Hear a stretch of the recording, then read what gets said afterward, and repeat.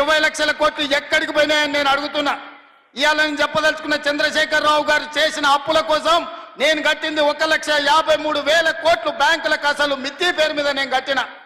నిజంగానే ఈ 15 నెలల ఈ 1,53,000 కోట్ల రూపాయలు నా చేతుల్లో ఉంటే మా పొంగులేటి శ్రీనివాసరెడ్డి గారికి చెప్పి 30 లక్షల ఇండ్లు, ఇందిరమ్మ ఇండ్లు పేదోళ్ళందరికీ తెలంగాణ రాష్ట్రంలో అందరికీ ఇండ్లు కట్టించుండేవాడిని. ఇవాళ నా దగ్గర ఇండ్లు లేని పేదల లెక్క 25 లక్షలే ఉంది. ఒక్క సంవత్సరం చంద్రశేఖరరావు గారు చేసిన అప్పులకు తప్పులకు నేను కట్టిన పాయమాల్ 1,53,000 కోట్లు. ఈ 15 నెలల ఈ 1,53,000 కోట్లు నా దగ్గరనే ఉంటే 30 లక్షల పేదోళ్లకు 5 లక్షల లెక్కన ఇందిరమ్మ ఇండ్లు కట్టించి రాష్ట్రంలో ఇల్లు లేని పేదోళ్ళు లేకుండా 100% పేదలకు ఇండ్లు కట్టించటోని. ఇదే కాదు 75 లక్షల మంది రైతులకు 2 లక్షల రూపాయల రుణమాఫీ చేసి ఉండేటోని. ఒక్క సంవత్సరమే చంద్రశేఖరరావు చేసిన పాపాలకు నేను కట్టిన పాయమాల్ 1,53,000 కోట్లు. ఇది పాపాల పుట్టలాగా పెరిగిపోతుంది. ఆలోచన చేయండి మిత్రులారా. పాపాల భైరవుడు రాష్ట్రాన్ని మొత్తాన్ని కొల్లగొట్టేసి ఈ రోజు పోయి ఫామ్ హౌస్లో రెస్ట్ తీసుకుంటూ వాళ్ళ వంది మాగదులను పంపించి మమ్మల్ని తిట్టిస్తున్నారు. ఇది ఈరోజు తెలంగాణ రాష్ట్రంలో ఉన్న పరిస్థితి. అందుకే మా ఆడబిడ్డల నుంచి మా నిరుద్యోగ యువకుల వరకు, మా రైతుల నుంచి మా కార్మికుల వరకు నేను ఒక్క మాట చెప్పదలుచుకున్నా. ఖచ్చితంగా ఈ రాష్ట్రాన్ని అభివృద్ధి పదం వైపు నడిపించే బాధ్యత మాది. తెలంగాణ రాష్ట్రంలో జరుగుతున్న తప్పులను ఉన్నట్టుగా మీకు వివరిస్తా. లేని అబద్ధాలను నేను చెప్పను. లేని ఆదాయాన్ని అరచేతిలో వైకుంఠం చూపించను. అరచేతిలో బెల్లం పెట్టి మోచేతి నాకండి అనే అబద్ధాలు నేను చెప్పను. ఉన్న లెక్కలని అసెంబ్లీలో చెప్తా. రాష్ట్రానికి వస్తున్న ఆదాయం ఎంత, ఆ ఆదాయాన్ని ఎలా సంక్షేమానికి అభివృద్ధికి వాడాలో మీ సూచనలు తీసుకొని ముందుకు వెళ్తా. ఇవాళ కష్టం వచ్చినప్పుడు మీతో కాకపోతే ఎవరితో చెప్పుకుంటామని నేను అడుగుతున్నా. ఇవాళ తెలంగాణ రాష్ట్రం అప్పుల ఊబిలో కూరుకుపోయింది. ఆయన గారు చేసిన అప్పులకు 88,000 కోట్ల అసలు కట్టిన, 64,000 కోట్ల మిత్తి కట్టిన 1,53,000 కోట్లు 15 నెలల్లో కట్టాల్సిన పరిస్థితి వచ్చిందంటే ఎంత దారుణమైన పరిస్థితి తెలంగాణ రాష్ట్రం ఉందో మీరు ఆలోచన చేయండి.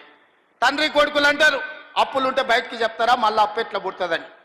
నేను మళ్ళీ అప్పులు చేయదలుచుకోలే, పప్పు కూడు వండదలుచుకోలే. అప్పు చేసిన పప్పు కూడు ఎప్పటికైనా మనకు ముప్పే అని, అప్పు మనకు ముప్పు అని నేను స్పష్టంగా నిర్ణయించుకున్నా. అందుకే కూడ తీసుకొని తెలంగాణ రాష్ట్ర ఆదాయం పెంచుకొని ఆదాయాన్ని పెంచాలి, పేదలకి పంచాలి అన్న ఆలోచనతోని రాష్ట్ర ప్రభుత్వాన్ని ముందుకు నడిపించదలుచుకున్నాం. అందుకే మీరందరూ సహకరించండి, మీరందరూ అండగా నిలబడండి. మా సిఆర్ఎన మళ్ళా పక్క నుంచి గన్పూర్కు నిధుల గురించి చెప్పమంటుండ్రు. తప్పకుండా దీనికి సంబంధించిన అన్నీ మళ్ళీ నేను నిదానంగా వారితో మాట్లాడి ఇస్తా. ఎందుకంటే మిగతా ఎమ్మెల్యేలు కూడా ఉన్నారు, వాళ్ళందరూ నా దిక్కు కోపంగా చూస్తున్నారు. అన్ని సిఆర్ఎన్కే ఇస్తే మాకు మరి మా సంగతి ఏందని. అదేవిధంగా రాంపూర్ డంప్ యార్డ్ గురించి కూడా సిఆర్ఎన్ పక్క నుంచి మా కావ్యమ్మ చెప్పినట్టుంది కాగితం రాసిస్తున్నాడు.